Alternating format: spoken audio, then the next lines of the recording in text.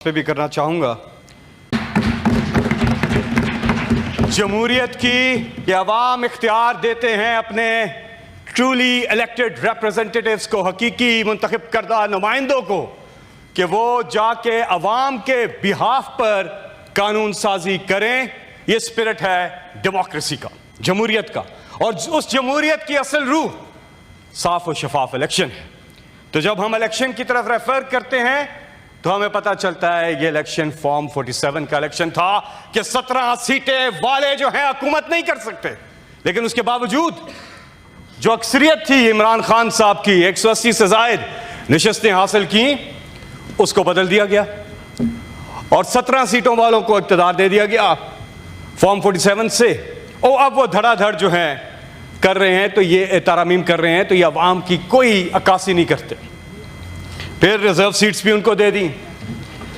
लेकिन यहां सबसे बड़ी बात कि कल मैंने जो जिक्र किया कि जिस तरह से इलेक्शन हुआ और जो कुछ मराइल थे, इंतखाबी निशान छीना गया, सारी चीज़ें हुई, उसके बावजूद पाकिस्तान की तारीख में हमें मिसाल नहीं मिलती ऐसी कि लोगों ने इंतखाबी निशान ना मौजूद ये नहीं देखा कि उम्मीदवार कौन है, और उम्मीदवार ने वोटर को ढूंढा ही नहीं। पहला इलेक्शन है, उम्मीदवार वैसे जाता है अपना मैनिफेस्टो लेके वोट मांगने के लिए जाता है। इस बार तो उसकी जरूरत ही नहीं पड़ी, क्योंकि वोटर ने ढूंढा उम्मीदवार को कि किस पे इमरान खान ने हाथ रखा है, मैंने उसको वोट देना है। इस हद तक अपनी मंशा का इजहार किया, इससे ज्यादा क्या कर सकती है अवाम, और ओवरवेलमिंग मेजॉरिटी दी। तो कोई भी कानून साजी हो वो अवाम के बिहाफ पे इलेक्टेड रिप्रेजेंटेटिव्स करते हैं। यहां पर हमने देखा कि जिस तरह से इमरान खान, उनकी अहलिया बुशरा बीबी और उनकी पार्टी के बाकी लोगों पर जो कुछ हुआ, जो उनके साथ नाइंसाफी हुई, जो नाहक कैद में, मैंने बात की थी डॉक्टर यास्मीन राशिद साहिबा की, हमारी खवातीन का अगर हम जिक्र करें तो आपको एक लंबी फहरिस्त मिलती है जिन्हें नाहक सजाएं सुनाई गई।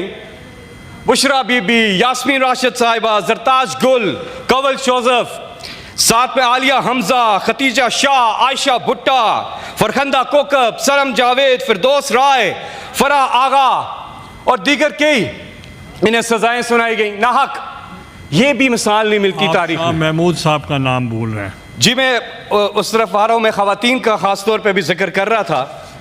तो शाह महमूद कुरैशी, एजाज चौधरी साहब, उमर सरफराज चीमा, मियां महमूद और रशीद, हसन नियाजी, दीगर कई और लोग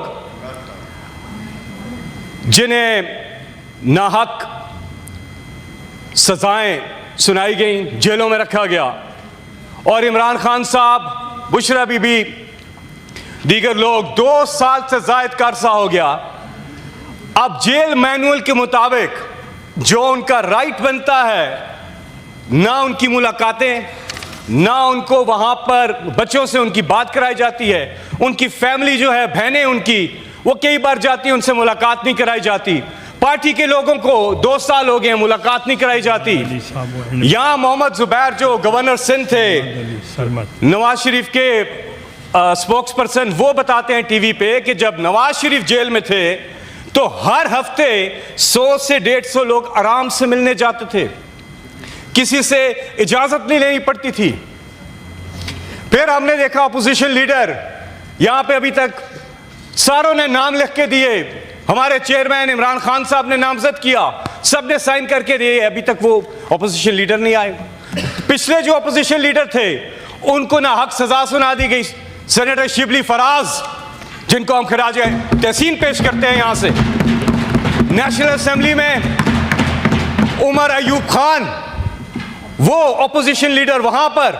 हमारे अहमद बचड़ साहब पंजाब असेंबली में अपोजिशन लीडर, उनको नाहक सजाएं सुनाई गई। हमारे बाकी MNAs, अब्दुल लतीफ चित्राली, दीगर और लोग, कई नाम हैं,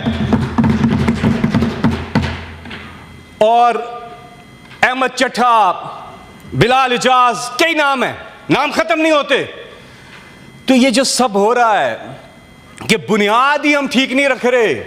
हम तो जितना जितना इस तरह से हो रहा है पब्लिक और मुतनफ़िर होती जा रही है, इस पूरे निज़ाम से मुतनफ़िर होती जा रही है पब्लिक। मैं कहता हूं आप चेयरमैन साहब यहां से आप टीमें भेजें, आप कराएं सर्वे, जरा कराएं तो सही, जरा पब्लिक में जाएं, लोगों से पूछें, नुमाइंदे भेजें कि लोगों का सेंटिमेंट है क्या। और कभी भी पाकिस्तान तरक्की नहीं कर सकता जब तक हुकूमत और अवाम के बीच में ट्रस्ट डेफिसिट बढ़ता रहेगा, और यह बढ़ रहा है, मजीद बढ़ रहा है। और इस किस्म की बुलडोज कर देना चीजें, इससे मजीद ज्यादा पब्लिक जो है वो मुतनफ़िर हो रही है। यहां पर मैं दो नाम और भी लेना चाहूंगा। हमारे जो वर्कर्स हैं, अब पेट्रियाटिक पाकिस्तानी, मुहब्बे वतन पाकिस्तानी, जिन्होंने पाकिस्तान के परचम को सरबुलंद किया हर मैदान में, अपने कप्तान इमरान खान के साथ सैयद सलमान रजा और जुनैद जहांगीर, ये इनकी फैमिली परेशान है। जहां आवाम की बात नहीं हो सकती क्या? आप बैठ जाए प्लीज। पहले भी इन्होंने इंटरप्ट किया है। मैं वाइंड अप कर रहा हूं, आप बैठ जाए। नहीं बैठना, यहां जाके वहां कॉफी पियो, बहुत पी रहे थे पहले भी, तो कॉफी पियो, कॉफी हो गया, कॉफी पियो आप, कॉफी हो गया। अच्छा जी, मैं वापस आता हूं। यहां आवाम की बात करते हैं, तकलीफ होती है। जो हमारे ये सैयद सलमान रजा, जुनैद जहांगीर, इनकी फैमिलीज बहुत परेशान हैं। हम यहां से डिमांड करते हैं इनको इंसाफ दिया जाए। शहबाज भट्टी हैं, निसार खान हैं, उस्मान जोड़ा हैं, सनम जावेद, फलक जावेद, मैंने पहले जिक्र किया। तो जब तक हम इंसाफ नहीं करेंगे, पब्लिक मुतनफ़िर होकर, हम कितनी कानून साजी कर लें, ये ले आए वो ले आए, कभी भी मुल्क आगे बढ़ ही नहीं सकता। आप जितनी मर्जी तरामीम कर लें, मुल्क तब बढ़ता है जब अवाम का एतमाद हासिल हो। जब तक अवाम का एतमाद हासिल नहीं होगा, तब तक मुल्क आगे नहीं बढ़ेगा। अल्लामा इकबाल ने जो खुदी का नजरिया लिखा, इमरान खान ने वो खुदी बनकर दिखाया। अपनी कौम की इज्जत नफ्स बहाल की, अपनी कौम की गैरत, इज्जत नफ्स, सेल्फ स्टीम, जिसका आज योम पैदाइश अल्लामा इकबाल का, जो नजरिया अल्लामा इकबाल का था कि दियारे इश्क में अपना मकाम पैदा कर, नया जमाना ने सुबह शाम पैदा कर, मेरा तरीक अमीरी नहीं फकीरी है, खुदी ना बेच, गरीबी में नाम पैदा कर। ये हमारा, मैं अपनी बात खत्म कर रहा हूं। आखिरी जुमला, इकबाल कहते हैं अपनी खुदी को पहचान, इमरान खान कहते हैं गुलामी कबूल नहीं है।